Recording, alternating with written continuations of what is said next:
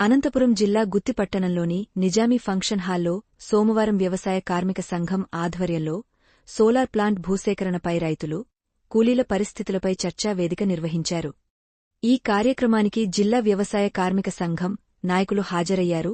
ఈ సందర్భంగా వారు మాట్లాడుతూ కార్పొరేట్ సంస్థలు భూ సేకరణ పేరుతో రైతుల పండే భూములను తీసుకుంటున్నారని, మన గుత్తి మండల ఎంగన్నపల్లి రెవెన్యూ గ్రామంలోని బేతాపల్లిపాటు మరో 4 గ్రామాలకు చెందిన రైతుల భూములు దాదాపు 10,000 ఎకరాలను సోలార్ సంస్థలు తీసుకుని రైతులను బలిచేసేందుకు పూనుకున్నాయి. కరువు కాటకాలకు నిలయమైన రాయలసీమ ప్రాంతానికి సాగునీరు ఇచ్చి అభివృద్ధి చేయాల్సినటువంటి పాలకులే పేదల భూములను బలవంతంగా తీసుకుని పెట్టుబడిదారులకు కట్టబెట్టి రైతులను, పేదలను రోడ్డున పడేస్తున్నారు ఆరోపించారు.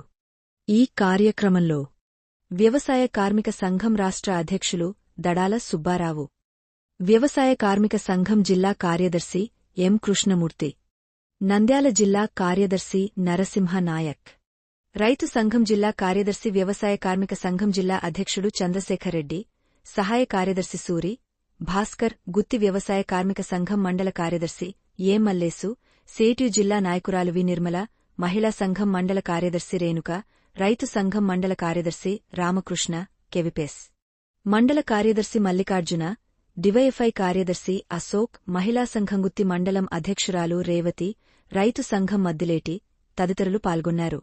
మన గుత్తి మండలం గ్రామీణ ప్రాంతాల్లో మనకు ఊరు దగ్గరలో ఉన్నటువంటి బేతేపల్ల పంచాయతీ ఆ యొక్క చుట్టుపక్కల గ్రామాల్లో సుమారుగా 2,000 ఎకరాల పైగా భూసేకరణ చేయాలని చెప్పేసి ఈరోజు సోలార్ సంస్థలు ఈరోజు మన గ్రామాల్లోకి వచ్చిన పరిస్థితి మనం చూస్తూనే ఉన్నాం. మరి ఇప్పటికే సుమారుగా 1,200 ఎకరాలు పైగానే రైతుల నుండి భూసేకరణ చేశారు. అందులో రైతులు స్వతంత్రంగా ఇచ్చినట్టు వాళ్ళు కొంతమంది ఉన్నారు, కొంతమంది మాకు వద్దు అని చెప్పేసి అడ్డుకో మేము ఇవ్వమని చెప్పినా కూడా బలవంతంగా ఈరోజు దౌర్జన్యంగా భూములు తీసుకున్న పరిస్థితిని ఇక్కడే కొనసాగుతా ఉంది. మరో పక్క రైతులు అయ్యా మాకు తెలియకో తెలుసో మేము చెప్పాం, మేము ఇచ్చిన మాట వాస్తాం, కానీ మాకు అవసరం లేదు, మాకు భూమి ఉండాలని చెప్పేసి కొంతమంది రైతులు ఇప్పుడు మా భూమి మాకు కావాలని చెప్పేసి ఆ గ్రామాల్లో ఉన్నటువంటి రైతులందరూ కూడా భూమి ఇవ్వండి అని చెప్తే అక్కడ భూమి ఇచ్చే పరిస్థితి లేదు. ఆ యొక్క పరిశ్రమల పేరుతో ఎవరైతే భూములు తీసుకుంటా ఉన్నారో వాళ్ళందరూ చెప్తా ఉన్నారు, యజమానులు ఒక్కసారి నువ్వు భూమి మాకు ఇచ్చిన తర్వాత తిరిగి ఇవ్వడానికి మా దగ్గర ఏమీ లేదు, నువ్వు ఏం చేసుకున్నా మాకు అవసరం లేదు, కానీ తిరిగి భూమి ఇచ్చే పరిస్థితే లేదని చెప్పేసి కరాఖండిగా చెప్తా ఉన్నారు. మరొక రైతు మహేశ్వర్ రెడ్డి అనేటువంటి అదే గ్రామానికి చెందిన ఒక రైతు, అయ్యా నాకు 3 పంటలు పండే భూమి, ఆ భూమిలో ఈరోజు మామిడి మొక్కలు పెట్టుకుని ఆ రకంగా ఆ రోజు నేను ఏదో చెప్పిన మాటని ఎక్కువ రేట్లు పండితంలో భూమి యొక్క విలువలు పెరుగుతూ ఉన్నాయి, భూమి విలువ పెరిగింది, పెరిగిన విలువకు ఆధారంగా ఎలాంటి మీరు ఇచ్చేది సరిపోదని చెప్పేసి నా భూమి నాకు కావాలని చెప్పేసి అనేక సార్లు వాళ్ళ ఆఫీసుల చుట్టూ తిరుగుతున్న పరిస్థితి మనం చూస్తూనే ఉన్నాం. కానీ ఆయన భూమి ఇచ్చే పరిస్థితి లేదు. పైగా అయ్యా నేను ఇవ్వకపోతే భూమి నాకు ఇవ్వకపోతే నా ఇంట్లో భార్య పిల్లలు ముందు దాకా చేస్తా ఉన్నారు, వాళ్ళు నన్ను బెదిరిస్తా ఉన్నారు, నాకు భూమి కావాలని చెప్పేసి మా నాన్న అడుగుతా ఉన్నాడు, ఈ రకంగా నేను ఒక్కటే వాళ్ళ నిర్ణయం చేసుకున్నాను కాబట్టి నా భూమి నాకు ఇవ్వండి అని చెప్పేసి ఒత్తుకుంటా ఉంటే ఆయన మాట్లాడుతూ ఉన్నాక ఎవరైతే భూములు తీసుకుంటా ఉన్నారో ఆ యొక్క ఎంప్లాయీ గారు వాళ్ళు చెప్తా ఉన్నారు, ప్రైవేట్ కంపెనీ వాళ్ళు, నువ్వు ఇక్కడ మందులు తాగితే తొందరగా చచ్చిపో, మేము తెప్పిస్తాం కేరళలో ఇతర రాష్ట్రాల నుండి ఢిల్లీ నుండి మంచి ఒరిజినల్ మందు మేము తెప్పిస్తాం, ఆ మందు తాగు అప్పుడు తొందరగా పోతామని చెప్పేసి అంత హేళనగా మాట్లాడుతున్న పరిస్థితి ఈ పరిశ్రమ శాస్త్రీయ చేస్తున్న పరిస్థితి చూస్తూనే ఉన్నాం. ఏంటి మీకు రైతులంటే చులకన అని చెప్పేసి సందర్భంగా మేము హెచ్చరిస్తా ఉన్నాం. అదేవిధంగా వ్యవసాయం చేయకపోతే రోజు గతంలో మన చరిత్ర ఉంది, వ్యవసాయం లేకపోతే తిండి లేదు, అసలు దేశానికే రైతే వెన్నెముక లాంటి వాడు, దేశానికి అన్నం పెట్టేటువంటి రైతు అని చెప్పేసి మనం ఎన్నో శ్లోకం చెప్పుకున్నాం కదా, మరి ఎక్కడ పోయితే శ్లోకం చెప్పేసి అడుగుతా ఉన్నాం. ఈరోజు 1,00,000 ఎకరాలు తీసుకుంటామంటే ఆ భూమి నువ్వు కొట్టేసుకోబోతావంటే, కానీ ఆ భూములు ఎవరికి ఇస్తా ఉన్నావు, కానీ దాంట్లో ముందుగా నేను అగ్రిమెంట్ చేసుకుంటున్నావు, నీకు భూమి వస్తే నెల నెల మేము అమ్మడం లేదు కొనడం లేదు కదా, కేవలం లీజు తీసుకుంటున్నావు, 30 సంవత్సరాల పాటు నీకు లీజు ఉంటుంది, 30 సంవత్సరాల తర్వాత నీ భూమి నీకు తిరిగిస్తామని చెప్పేసి అందులో నేను లేదు అని వాళ్ళు బయటకు చెప్తా ఉన్నారు. మరి నమ్మాలా? 30 సంవత్సరాల తర్వాత ఈరోజు రైతు చెప్తున్నాడు, వాళ్ళేదో సోలార్ అంటే కేవలం ప్లేట్ మాత్రం వేసుకుంటా, నీ భూమి ఏం కాదు, బాగా శుభ్రంగా ఉంటుంది, ఎంత భూమి ఇచ్చినా వాటిని ఇచ్చామని చెప్పి చెప్తున్నప్పటికీ ఈ రోజు 20 అడుగుల లోతులకు పైగానే గుంతలు తీస్తా ఉన్నటువంటి రైతు మొత్తుకుంటా ఉన్నాడు.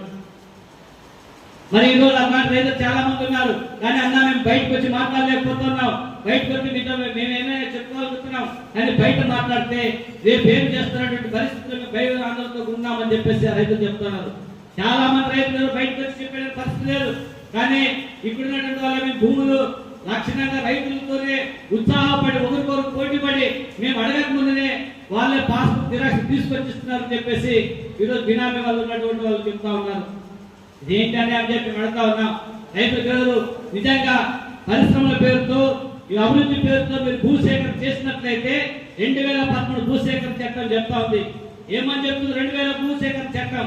నువ్వు నిజంగా పరిశ్రమల పేరుతో ఆ గ్రామాల్లో భూమి ఈరోజు ప్రభుత్వము ప్రైవేట్ కంపెనీలు తీసుకున్నట్లయితే ఆ చట్టం ప్రకారం ఆ భూమి మార్కెట్ లో ప్రస్తుత రేట్ ఎంతైతే ఉందో 4 రెట్లు అధికంగా రోజు భూమి కొనాలని చెప్పి చెప్తా ఉంది.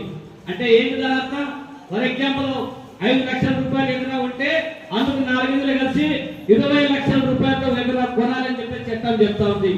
లేదు నువ్వు లీజు తీసుకుంటున్నావు కదా, అందులో 50% లీజు తీసుకోవాలని చెప్పేసి భూసేకరణ చట్టం చెప్తా ఉంది. మరి అలాంటి భూసేకరణ చట్టాన్ని ఎక్కడ అమలు చేయాలా? ఆ భూసేకరణ చట్టం యొక్క ముఖ్య ఉద్దేశం నువ్వు భూసేకరణ చేసే సందర్భంలో ఆ గ్రామాల్లో రైతులు కూలీలతో గ్రామ సభలు నిర్వహించాలి.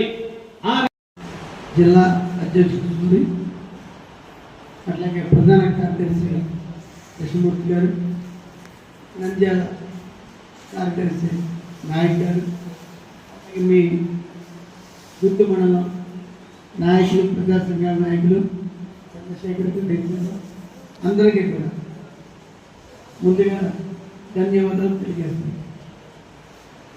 కృష్ణమూర్తి గారు ఈ చర్చా వేదికని ఎందుకు ఏర్పాటు చేసామో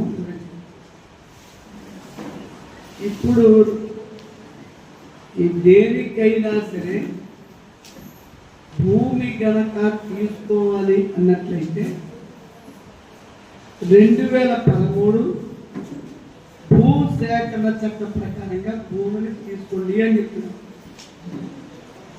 కానీ చంద్రబాబు నాయుడు భూసేకరణ అనే కొత్త పేరు పెట్టి ఇప్పుడు 2 విధాలు చేస్తున్నాం. ఒకటి పూలింగ్ సిస్టమ్ అమలు చేస్తున్నాం. పూలింగ్ సిస్టంలో ఎవడైతే యజమాని ఉన్నాడో యజమాని, రైతులు కూర్చుని ఒక ఒప్పందానికి వచ్చి దాని ప్రకారంగా భూమిని తీసుకుంటారు. దానికి నోటిఫికేషన్ రాజధానిలో తీసుకున్న 33,000 ఎకరాలు ఈ పూలింగ్ సిస్టమ్ అనేది తీసుకున్నారు. ఇప్పుడు మళ్ళా 44,000 ఎకరాలు రాజధాని విస్తరింపజేయడానికి క్యాబినెట్ ఆమోదించి గ్రామాలు తిరుగుతున్నారు. అన్ని చోట్ల కూడా రైతాంగం ఏం చెప్తుందంటే ముందు 33,000 ఎకరాల తీసుకున్నావు కదా, అప్పుడేం చెప్పాడు చంద్రబాబు? మీకు తీసుకున్న భూముల్లో 20% భూమిని మీకు మెరక చేసి ఇళ్ల స్థలాల ప్లాట్లుగా మీకు అప్పగిస్తాం. దాని ప్రకారంగా రేట్లు పెరిగితే ఆ రేట్లు పెరిగిన తర్వాత మీరు ఎక్కువ రేట్లకి అమ్ముకోవచ్చు. ఈలోగా ప్రతి సంవత్సరం మేము కౌలు ఎకరానికి 20,000 రూపాయల చొప్పున కౌలు ఇస్తాము అని చెప్పి రైతుల దగ్గర భూమి తీసుకుంటాం. దీనికి భూములు ఉన్నాయి. దళితులకి, బీసీలకి ఇచ్చిన దీనికి పట్ట భూమి. మరి వీళ్ళకి మీకు కౌలు ఇవ్వగానే నష్టపరిహారంగా ఇస్తాము అని చెప్పారు. అప్పుడు నష్టపరిహారం ఇవ్వాలి. 2013 చట్టం అప్పుడు అమల్లో 2013 చట్ట ప్రకారంగా రాజధాని ప్రాంతం మామూలు జనానికి అర్థం కావడం లేదు. ఏదో అది ఆదానికి చంద్రబాబుకి మధ్య జరుగుతున్న వ్యవహారంగా చూస్తున్నాం. వీరు కనుక కరెంటు బిల్లులు కొడుతున్న వాళ్ళు ఒకసారి ఈరోజు పన్నులు మనం వేస్తున్నారు.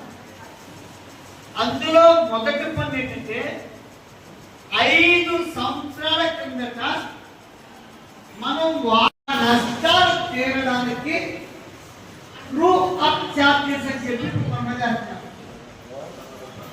ఆ విధంగా 13,000 కోట్ల రూపాయలు గత సంవత్సరం చంద్రబాబు నాయుడు ప్రభుత్వం మన మీద వేసి 13,000 కోట్ల రూపాయలని వసూలు చేసి వసూలు చేయడానికి రాష్ట్ర ప్రభుత్వం అనుమతి ఇవ్వండి.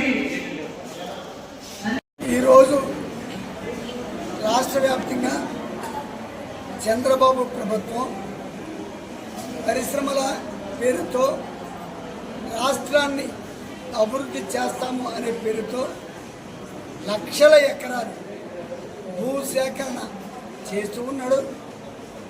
వాస్తవం చెప్పాలంటే 2013 భూసేకరణ చట్ట ప్రకారంగా భూమిని సేకరించాలి. అదైతే రైతాంగానికి నష్టపరిహారం ఎక్కువ ఇవ్వాల్సి ఉంటుంది.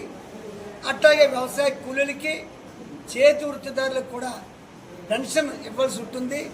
కాబట్టి అంటే ఆ చట్టాన్ని పక్కన పెట్టి ల్యాండ్ పూలింగ్ పేరు మీదుగా లేదా రైతులతో ఒక అండర్స్టాండింగ్ పేరు మీదుగా భూమిని తీసుకుంటున్నాడు.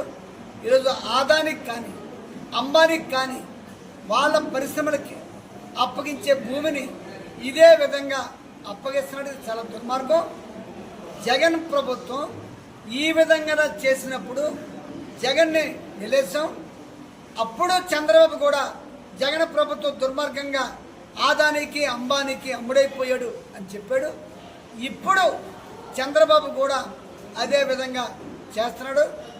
అప్పుడు ఆదానితో జగన్ ప్రభుత్వం స్మార్ట్ మీటర్లు బిగించడానికి ఒక ఒప్పందం చేసుకుంటే లోకేష్ గారు ఈ స్మార్ట్ మీటర్లు బిగిస్తే విద్యుత్ వినియోగదారుల మీద 4 రెట్లు బిల్లు పడిపోతాయి, నేను మీకు అండగా ఉంటాను, వాటిని పగలగొట్టండి అని పిలిపించాడు.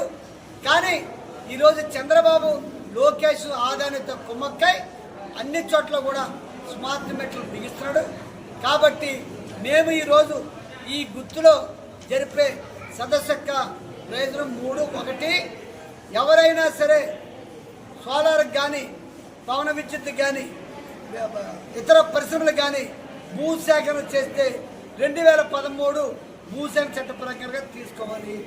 అంతే తప్ప రైతాంగాన్ని మోసం చేయొద్దు. 2వ డిమాండ్ ఏదైతే ఆదానితో కుదుర్చుకున్నాడో ఆ స్మార్ట్ మీటర్ని రద్దు చేయాలి. 3వది ట్రూ అప్ ఛార్జీల పేరు మీదుగా ప్రజల మీద సంవత్సరానికి 12,500 కోట్ల రూపాయలు భారాలు వేశాడు. ఆ ట్రూ అప్ ఛార్జీల్ని ప్రభుత్వమే భరించాలి. ఆ విధంగా భరించే వరకు కూడా మేము ఆంధ్రప్రదేశ్ వ్యవసాయ కార్మిక సంఘం, ఆంధ్రప్రదేశ్ రైతు సంఘం, ఇతర సోదర సంఘాలు కూడా కలుపుకొని పోరాటం చేస్తామని ఈ సందర్భంగా తెలియజేస్తాం. నా పేరు గడాల సుబ్బారావు, రాష్ట్ర అధ్యక్షులు, ఆంధ్రప్రదేశ్ వ్యవసాయ కార్మిక సంఘం. వ్యవసాయ కార్మిక సంఘం రాష్ట్ర కమిటీ ఆధ్వర్యంలో ప్రధానంగా భూసేకరణకు జరుగుతున్న ప్రాంతంలో ఈ యొక్క గుత్తి మండలంలోనే భూసేకరణ పరిశ్రమల పేరుతో ముద్దు పేర్లు పెట్టి సుమారుగా గుత్తి మండలంలోనే కేవలం 5 గ్రామాల్లోనే 2,000 ఎకరాలు ఈరోజు భూసేకరణ చేస్తూ ఉన్నారు. అందులో బలవంత భూసేకరణ చేస్తామని చెప్పేసి రైతులు గొప్పలు పెడతా ఉన్నారు. అదేవిధంగా ఈ భూసేకరణ చేసే ప్రాంతాల్లో కనీసం వ్యవసాయ కూలీలకి ఒక్కరు కూడా నష్టపరిహారం ఇచ్చిన పరిస్థితి లేదు. కనీసం గ్రామ సభలు కూడా నిర్వహించిన పరిస్థితి లేదు. దౌర్జన్యాన్ని భూసేకరణ చేస్తూ ఉన్నారు. ఆ గ్రామాల నుంచి రైతులను దూరం చేస్తున్నారు. కూలీని దూరం చేస్తూ ఉన్నారు. భూమి నుండి కూలీని రైతుని దూరం చేశారంటే తల్లి నుండి బిడ్డను వేరు చేసినట్టు అని చెప్పేసి మేము వ్యవసాయ కార్మిక సంఘం ఖచ్చితంగా చెప్తా ఉన్నాం. ఎందుకంటే నిజంగా భూమి లేకపోతే వ్యవసాయం లేదు, వ్యవసాయం లేకుంటే వ్యవసాయ కూలీ లేదు. అందుకనే రైతులు కూలీ లేకపోతే వ్యవసాయం లేదు. ఇవన్నీ లేకపోతే దశకు గ్రామీణ ప్రాంతాల్లో గ్రామాలే ఉండవు. అందుకనే గ్రామాలు ఉండాలి, వ్యవసాయం బతకాలి, పరిశ్రమలు కూడా రావాలి. అంటే నిరుద్యోగులకు ఉద్యోగాలు కల్పించాలి. మరి ఈ పరిశ్రమల ద్వారా వాళ్ళు చెప్పాలి. ఈరోజు ఎంతమంది భూములు ఈరోజు 2000 ఎకరాలు సేకరించారు కదా, ఇప్పటి వరకు ఎంతమంది నిరుద్యోగులకు ఉద్యోగాలు ఇచ్చారని చెప్పి ఈ సందర్భంలో మేము అడుగుతా ఉన్నాం. కానీ పేరుకు మాత్రం నిరుద్యోగులకు ఉద్యోగ అవకాశాలు కల్పిస్తామని ఆశ చెప్తా ఉన్నారు. రైతులకు మిమ్మల్ని లక్షలాధికార రైతులు చేస్తామని చెప్పేసి మోసం చేస్తా ఉన్నారు. కానీ రైతులకి న్యాయం జరగలేదు. ఈరోజు నిరుద్యోగులకు ఉద్యోగాలు రాలేదు. కానీ భూమి మాత్రం కోల్పోతా ఉన్నారు. భూమి పోయిన తర్వాత రైతులు కూలీలు మాత్రం భూమి నుండి దూరమై ఈరోజు పట్టణాలకు హైదరాబాద్, బొంబాయి లాంటి వలసలు పోతా ఉన్నారు. అందుకని వ్యవసాయ కార్మికులు దీన్ని ఖండిస్తూ ఉన్నాం. నిజంగా అభివృద్ధి చెందాలంటే, పరిశ్రమలు రావాలంటే భూసేకరణ చట్టం ఏమైతే చెప్తా ఉందో చట్టాల ప్రకారం మీరు అమలు చేయండి. అప్పుడు అక్కడ న్యాయం జరుగుతుందని చెప్పేసి ఆ సందర్భంగా తెలియజేస్తున్నాం. మన జిల్లాలోనే పెద్ద ఎత్తున 2,17,000 ఎకరాలు ఇతర ప్రాంతాల్లో రాయదుర్గం, కళ్యాణదుర్గం, కదిరి ఇట్లాంటి ప్రాంతాల్లో పెద్ద ఎత్తున భూములు తీసుకుంటా ఉన్నారు. భవిష్యత్తులో ఎక్కడైతే భూములు తీసుకుంటున్నారో భూసేకరణ చేసే ప్రతి చోట కూడా వ్యవసాయ కార్మిక సంఘాలుగా ఆందోళన కార్యక్రమాలు నిర్వహిస్తాం. ఆ యొక్క రైతులు కూలీలకు న్యాయం చేరుకు మేము పోరాడతాం. లేని పక్షంలో అవసరం అనుకుంటే కోర్టు కూడా విడుస్తామని చెప్పేసి ఈ సందర్భంగా హెచ్చరిస్తా ఉన్నాం. నా పేరు ఎం కృష్ణమూర్తి, వ్యవసాయ కార్మిక సంఘం జిల్లా ప్రధాన కార్యదర్శి. మండలంలో రాష్ట్ర చర్చా వేదిక సందర్భంగా నిర్వహించడం జరిగింది. మరి ఈరోజు సోలార్ల భూములు 2,000 ఎకరాలు మన ఆదాని కంపెనీకి గవర్నమెంట్ కట్టబెట్టడం జరిగింది. కాబట్టి అక్కడ మేము సర్వే కూడా చేయడం జరిగింది. వ్యవసాయ కార్మిక సంఘం, ప్రజా సంఘాల ఆధ్వర్యంలో అక్కడ సర్వే కూడా చేశాము. కొంతమంది రైతులు ఓపెన్గా చెప్తున్నారు, మేము ఫస్ట్ ఇవ్వలేదు, అక్కడైతే మేము భూమి ఇవ్వలేదు, ఒక మధ్య దళారీ వల్ల ఒకరు 1 to 1 అంటూ ఒకరి వెనుక ఒకరు, అంటే ఒకరికి తెలియకుండా ఒకరికి భూములు తీసుకొని ఒకరితో ఒప్పించి వాళ్ళకి భూములు ఇస్తే 10,000 రూపాయలు అంట దళారీకి. మరి ఆ వ్యవస్థని ఈ గవర్నమెంట్ ఎలా ప్రోత్సహిస్తుందో మనకు తెలియాలి. అదేవిధంగా ఎవరైతే ఇప్పుడు సోలార్ భూములు తీసుకున్న కంపెనీలు చేతి వృత్తిదారులు కూడా అక్కడున్న వాళ్ళకు కూడా ఉద్యోగ అవకాశం కల్పించాలి. అదేవిధంగా భూముల్ని నమ్ముకొని వ్యవసాయ కూలీలు ఉన్నారు అక్కడ. మరి కూలీలంతా కూడా ఇప్పుడు ఎక్కడికి వెళ్ళి వాళ్ళు కూలి పనులు చేసుకోవాలని చెప్పి డిమాండ్ చేస్తున్నాం. ఒక రైతు కూడా మేము సర్వేలో చెప్పడం ఏమంటే, మేము ఆత్మహత్య చేసుకోవడం ఒకటే ప్రత్యామ్నాయంగా కనిపిస్తుంది. ఇంకా కొన్ని రోజులు ఒక 3 నెలలు పోతే ఊరే ఖాళీ అవుతుంది అని చెప్పి వాళ్ళ ఆవేదన వ్యక్తం చేశారు. మరి అలాంటి అప్పుడు కూడా గవర్నమెంట్ అక్కడ ఎమ్మెల్యే గారు కానీ అదేవిధంగా గవర్నమెంట్ యావత్తు అక్కడ మీటింగ్ పెట్టి రైతులు స్వచ్ఛందంగా ఇస్తున్నారని చెప్తున్నారు. మరి ఏ రకంగా స్వచ్ఛందంగా ఇస్తున్నారని చెప్తున్నాం. స్వచ్ఛందంగా ఇవ్వడం కాదు, మధ్యలో దళారుల ద్వారా ఒకరితో ఒకరు కన్విన్స్ చేసి వాళ్ళకి ఇచ్చి లాస్ట్కి ఎట్టకేలకి అక్కడ ఉన్న ఊర్లన్నీ ఏవైతే 5 ఊర్లు ఇచ్చారో ఆ ఊర్లన్నీ ఖాళీ చేసే పరిస్థితి ఉంది.